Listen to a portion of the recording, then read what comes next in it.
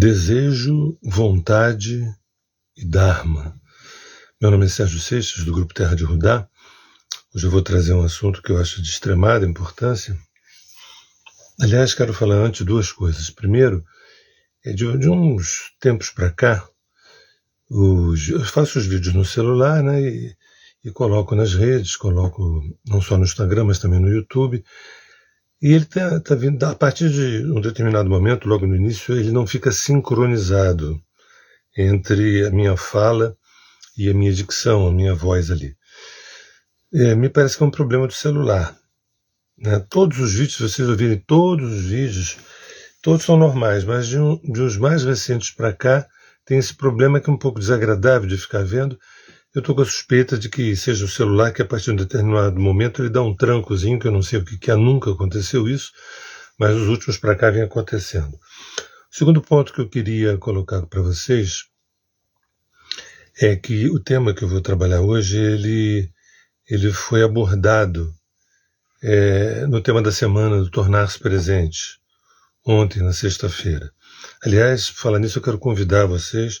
Esse é um trabalho gratuito que a Terra de Rudá oferece, chamado Tornar-se Presente, né?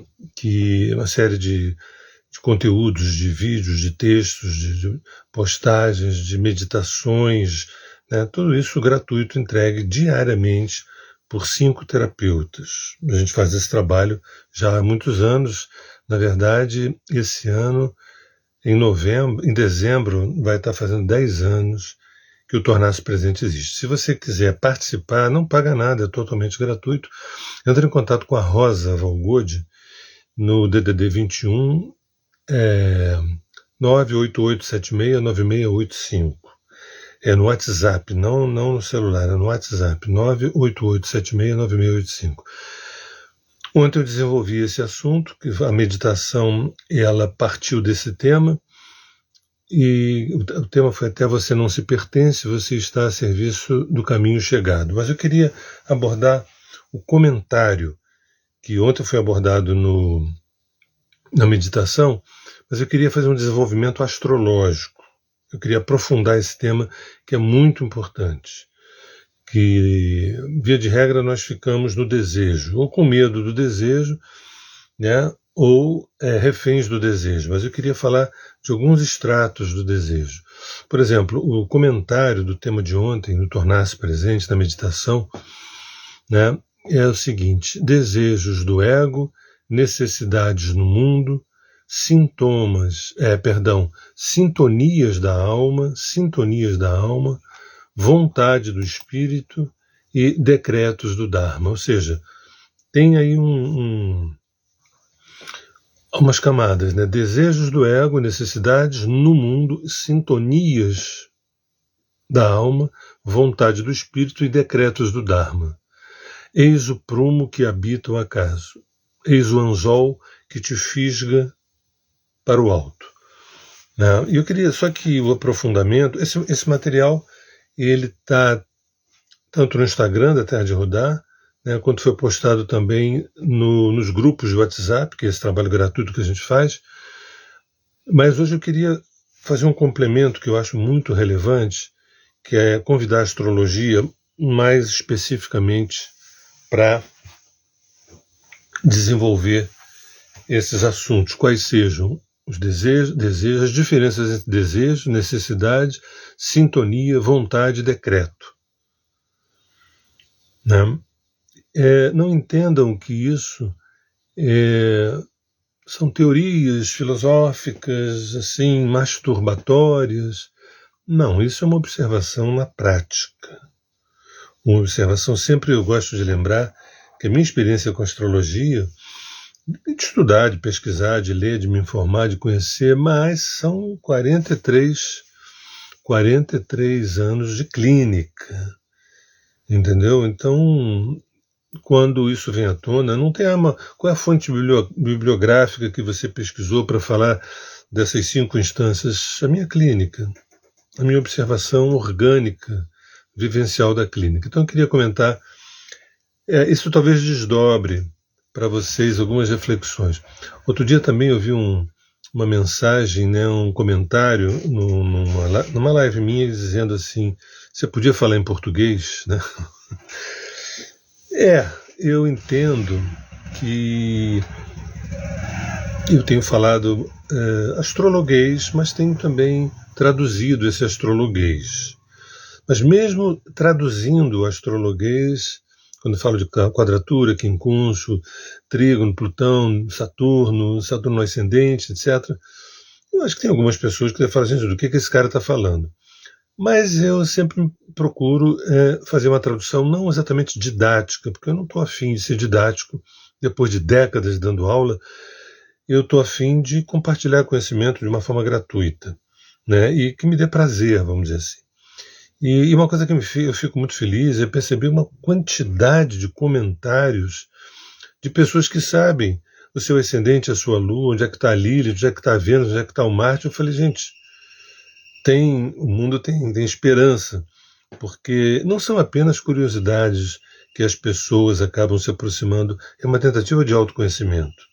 Se vocês lerem as mensagens, muita gente tem o prazer de compartilhar onde é que está minha Vênus, meu Mercúrio, minha Lua, não na expectativa de que eu saia interpretando o mapa das pessoas nos comentários, mas dizendo, olha, eu estou entendendo o que você está falando e bate uma sintonia comigo. Isso me dá muita felicidade de perceber que cada vez mais e mais não existe tanto assim um público leigo. Apesar dessa pessoa ter me dito assim, você podia falar em português, a maioria está falando um astrologuês traduzível. Isso é, para mim, sinal de bons tempos aí. Mas talvez eu tente ser sintético num assunto apaixonante, que é o que eu vou trazer hoje, que é o seguinte. Primeiro eu começo só para relembrar, o comentário do tema de ontem, do Tornar-se Presente. Já convidei vocês a participarem desse trabalho gratuitamente. O comentário é: desejos do ego, necessidades no mundo, sintonias da alma, vontade do espírito e decretos do Dharma. Eis o prumo que habita o acaso, entre aspas. Eis o anzol que te fisga para o alto. Por que desse tema? Né? Foi inspirado no céu astrológico, que aí eu não vou repetir o que eu falei ontem, está no Instagram, né? Mas qual a importância desse céu? Eu tenho observado uma coisa meio óbvia, todo mundo já observou, que tem muita gente desorganizada, caótica, batendo cabeça, apontando para o desejo e não dá certo, tenta de outra maneira. Um certo caos de longa data, isso não é nenhuma novidade, né? Mas ainda que nossa capacidade cognitiva esteja sendo reduzida, ainda que a nossa capacidade cognitiva esteja sendo diminuída, né? E eu sou um apologista assim, quase incondicional da internet, mas sei também que a internet ela tem uma responsabilidade nesse poder cognitivo está diminuindo entre todo mundo e entre os brasileiros, né? Hoje eu ouvi uma fala de uma pessoa que disse assim: você sabe que fulano postou na rede que ele se orgulha de nunca ter lido um livro, né? Eu nunca tinha ouvido essa frase. Eu vi hoje de manhã, a pessoa disse assim para mim: fulano se orgulha de nunca ter lido um livro. Então, pois quando eu trago esse tema, é uma tentativa de fazer um discernimento, ainda mais que nós estamos com o Sol em Virgem, né? E estamos também um dia do eclipse também, que é um dia da ocultação. Talvez a minha fala venha ao encontro de revelar algo que sempre teve oculto, porque na verdade é como se fosse assim: eu tenho um desejo, tenho necessidades, mas de repente tenho uma vontade de Deus a meu respeito.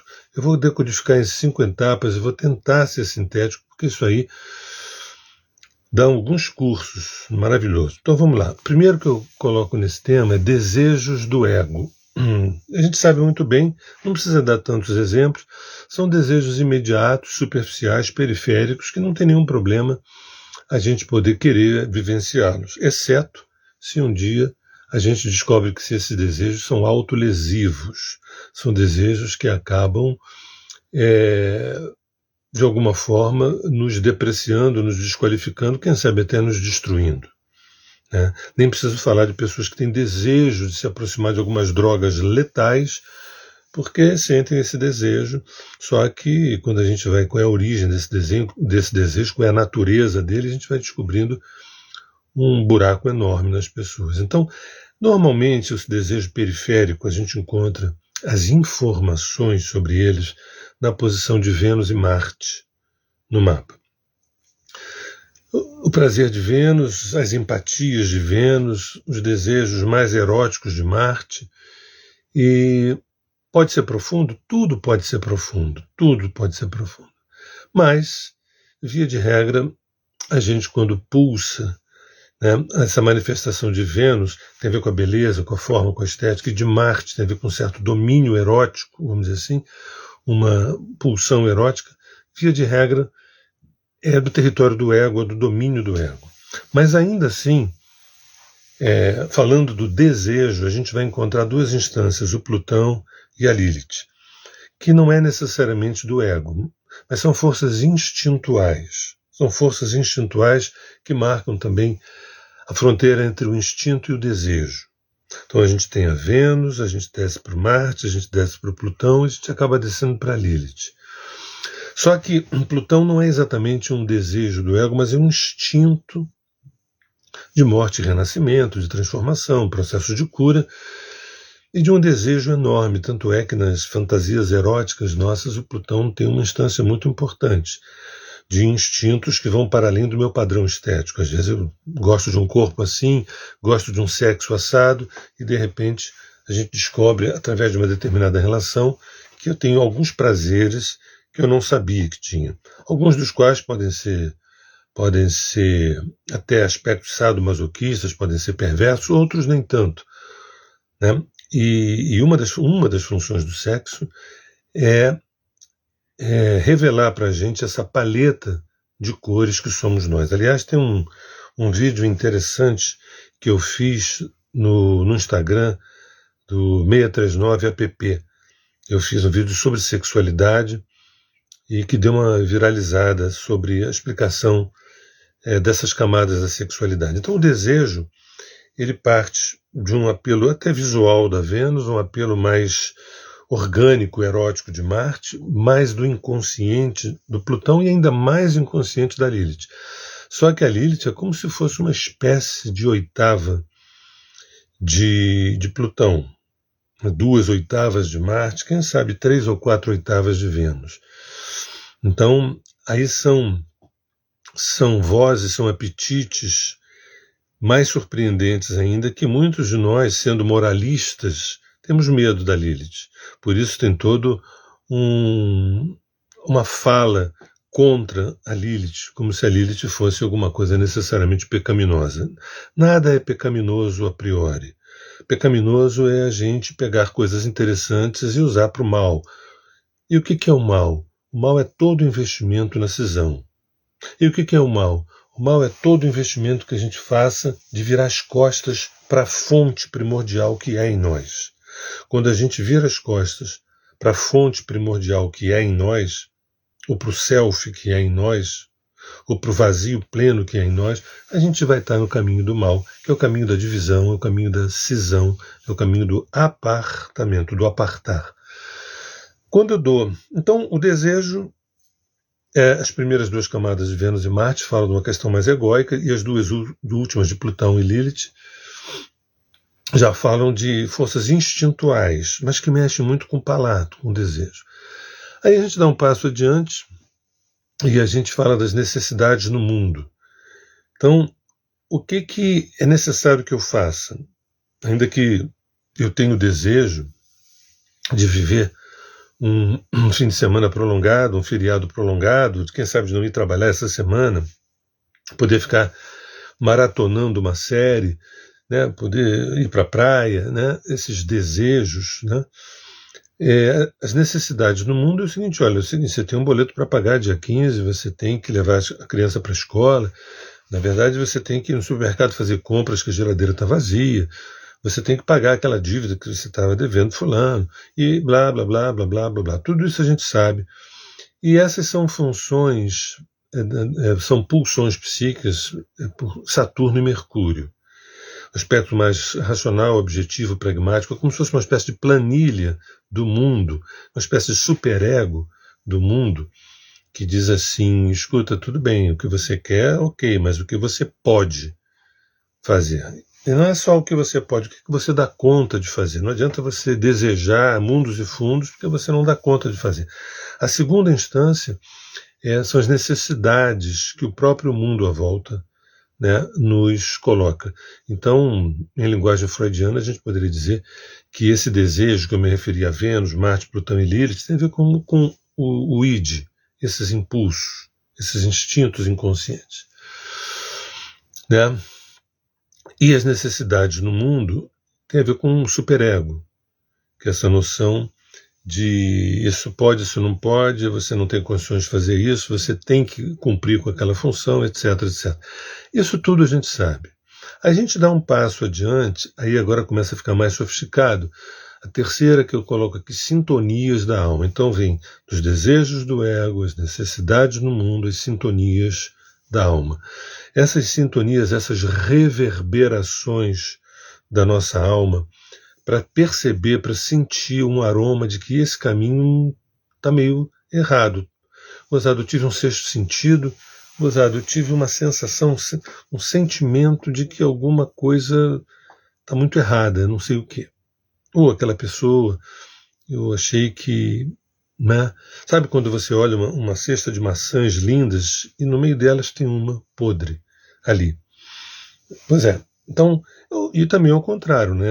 É como se essas sintonias, essas reverberações da alma pudessem dizer o seguinte, escuta, eu estou sentindo que o caminho é esse. Embora fulano, beltrano, cicrano tenham dito que não é por aí, não é por aí, mas algo me diz que é.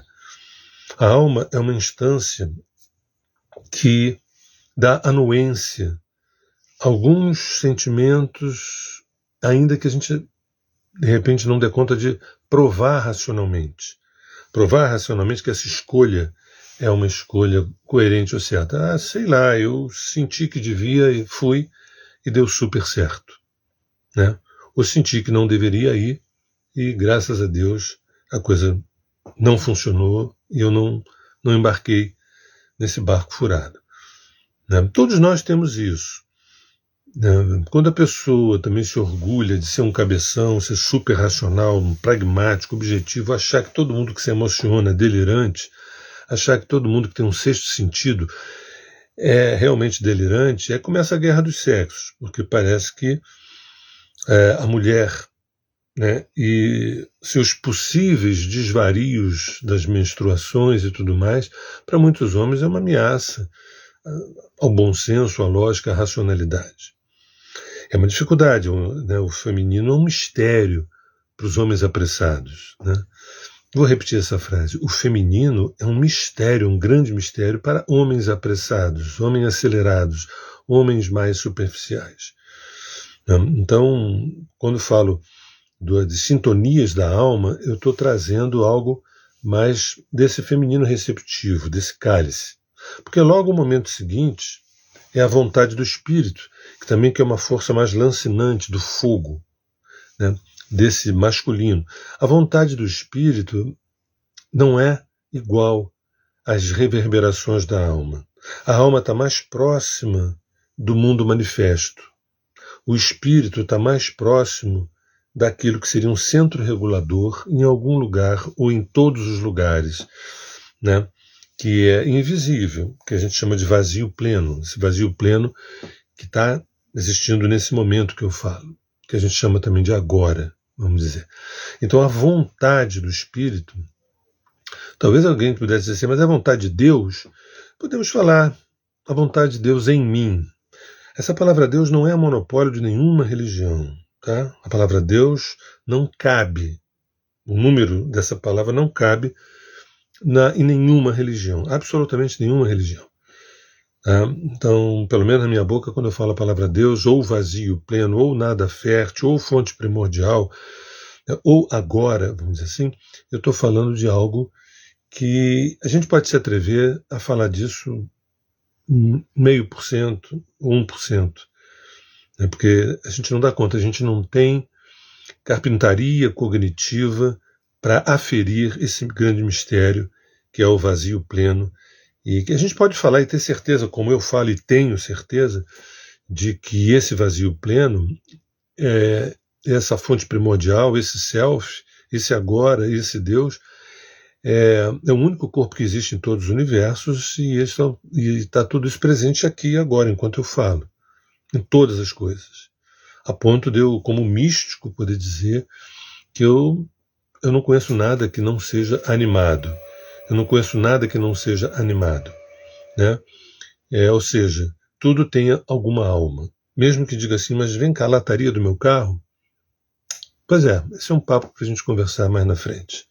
Porque quando você vê vida em tudo, teu nível de comprometimento, de responsabilidade, de interesse, de alteridade, de empatia, de amor maior, porque quando a gente não vê vida em tudo, a gente pode achar que a nossa família é melhor do que as outras, que a nossa religião é melhor do que as outras, e por aí vai.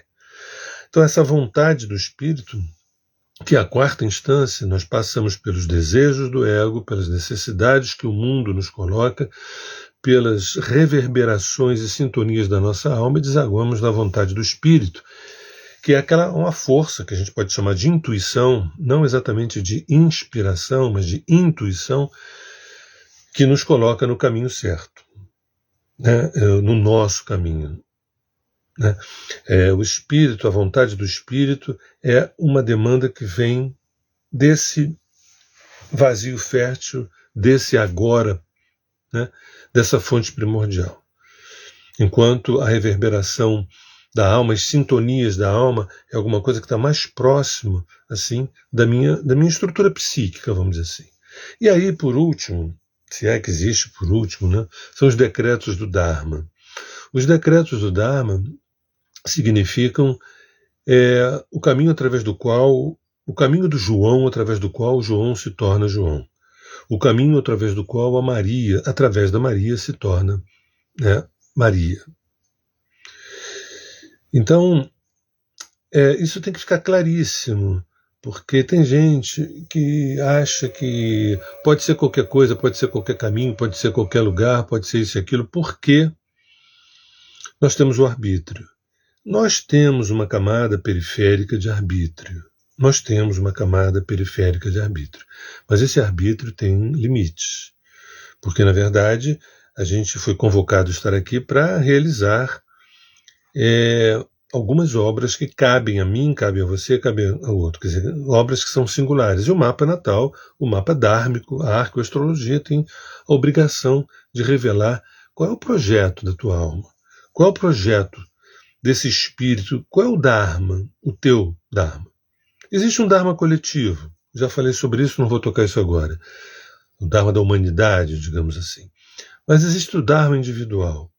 E aí, quando aparece com a palavra decretos do Dharma, ou mandatos do Dharma, a gente obedece. Então a nossa liberdade plena é o ato da gente obedecer o Dharma. Porque quando a gente obedece o Dharma, a nossa liberdade está toda ali. Está toda ali. Porque não é a liberdade dos desejos do ego, que quer fazer isso e aquilo, sem perceber muitas vezes que aquilo pode ser lesivo a mim, nocivo à vida, nocivo ao meio ambiente, nocivo ao próximo. Às vezes os meus desejos podem ser lesivos a terceiros. O Dharma não. O Dharma jamais.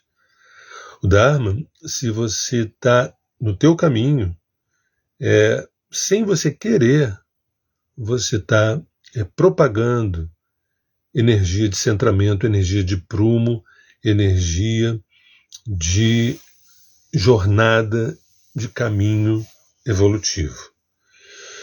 Bem, estou tentando fazer a coisa mais sintética possível, porque a minha vontade seria discorrer longamente sobre cada um dos pontos. E qual é o interesse dessa live? Qual é o interesse dessa live? Qual é o objetivo do Sérgio estar ocupando vocês com esse assunto? Né? Está aqui, desejos do ego que não são iguais às necessidades no mundo, que não são iguais às sintonias e reverberações da alma, que não são exatamente iguais às vontades do espírito, que não são exatamente iguais aos decretos do Dharma. Aí vai até uma nota de rodapé. Quando você já está com uma profunda sintonia com a sua alma e você está reverberando a vontade do espírito, aí o Dharma ele se apresenta.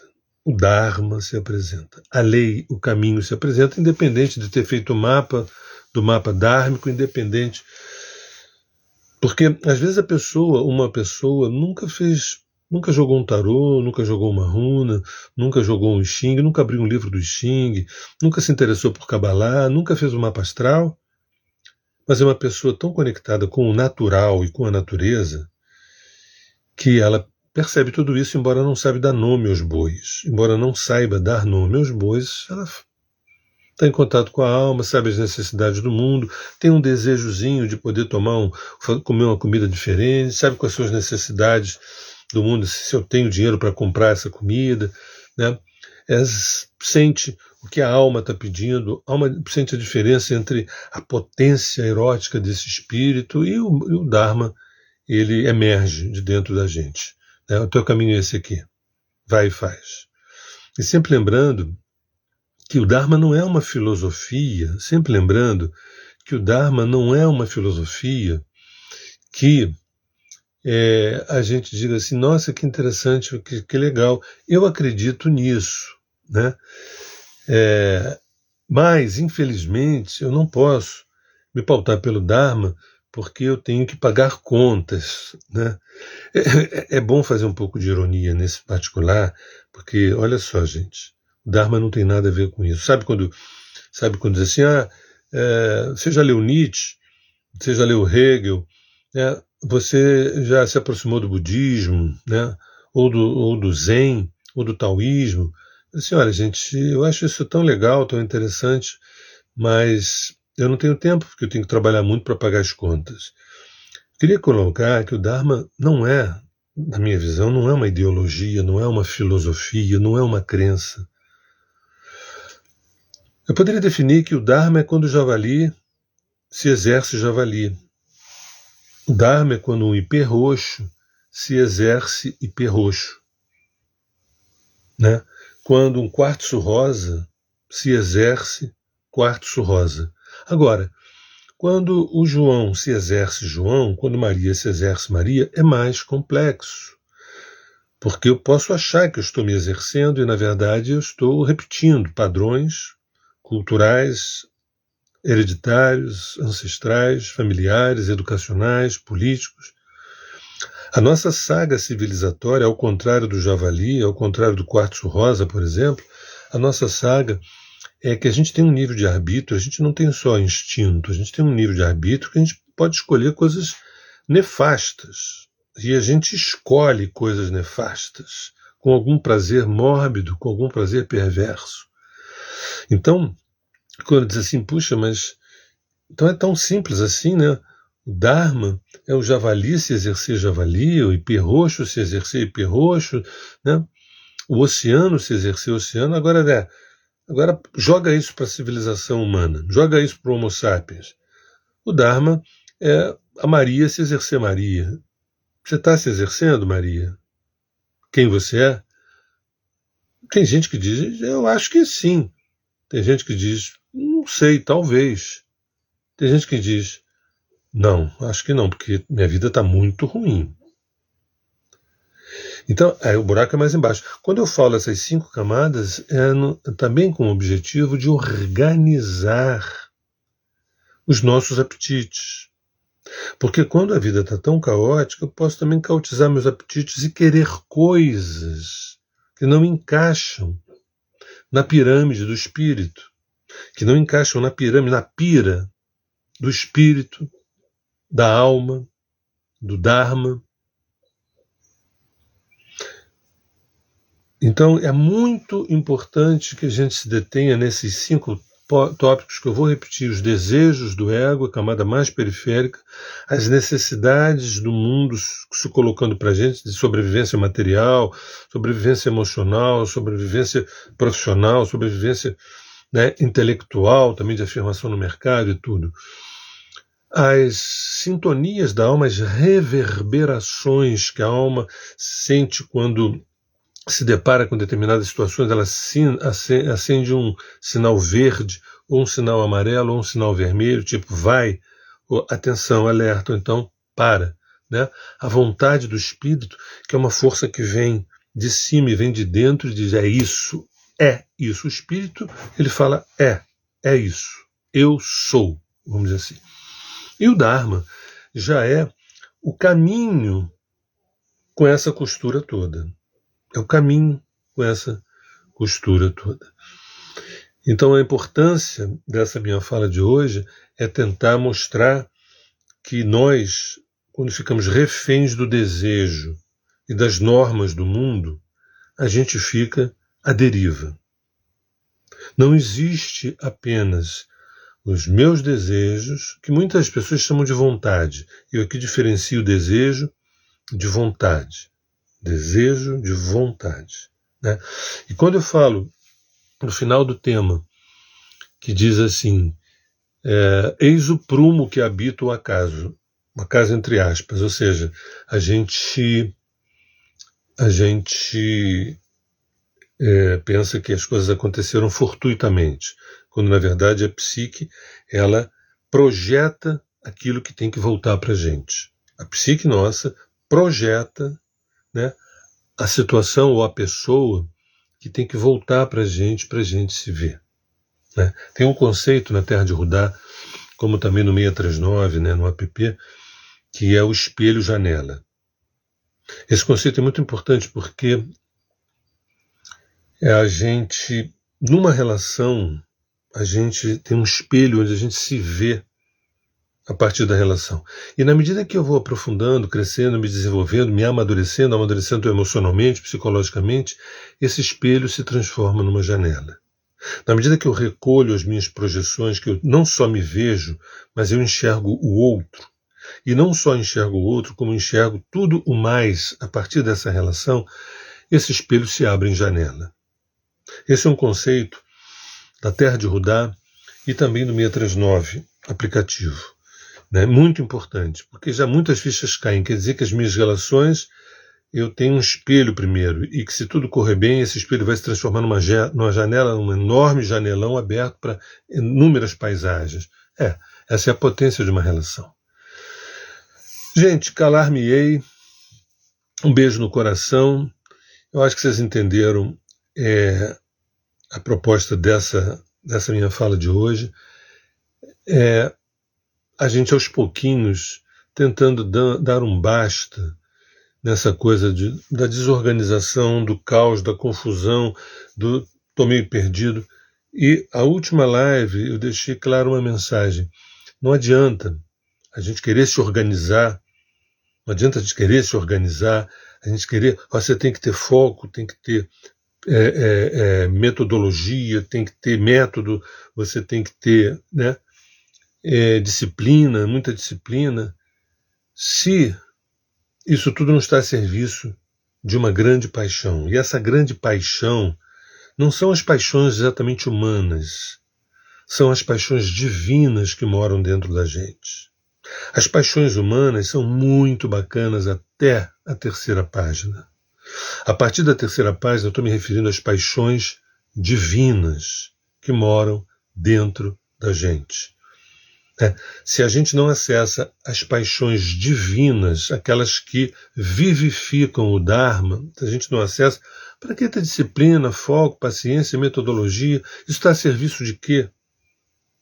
Deixa eu tomar minha cerveja e está de bom tamanho. Né? Deixa eu ver o meu futebol, deixa eu ver minha série. Algum problema com cerveja, futebol e série? Nenhum. Vocês já estão me conhecendo, já percebem que a minha fala jamais será: olha, não faça isso, faça aquilo, não faça... Eu tenho Urano do lado do Sol, no topo do meio do céu. Então, para mim, tudo pode ser. né? Lembra aquela frase do Fernando Pessoa? Tudo vale a pena se a alma não é pequena. Qualquer coisa é permitida se em nome da consciência. E consciência, na minha boca, é sinônimo de amor. Não é ter consciência. Ser consciente é sinônimo de amor, né? E esse amor, em nome do amor, você pode, entre aspas, tudo, né? E aí esse amor que eu me refiro é com A maiúsculo. Não é o gostar de fulano, né? Eu matei em nome do amor. Não, não é isso que eu falo. Não é isso que eu falo, né? Porque, na verdade, para mim só existe uma única coisa, né, nisso que eu chamo de agora, que é o amor. E todas as nossas bateções de cabeça é não compreender que a manifestação, né, do vazio pleno é o amor, né, que não é um amor possessivo com os meus filhos, com os meus entes queridos. É o amor com todos os meus irmãos. E os meus irmãos são todos os seres vivos. Como na minha visão só existem seres vivos em todos os universos, a gente está na beira de viver um amor incondicional. Mas isso tem que ser orgânico, isso não pode ser teoria intelectualoide. Meu nome é Sérgio Seixas, faço parte do Grupo Terra de Rudá e agradeço a presença de vocês. Beijo no coração, estou agradecendo aqui a Carol, né? Algumas pessoas que estão sendo muito amorosas, muito generosas. E vamos que vamos. Em breve a gente prossegue as nossas falas aqui. Até agora.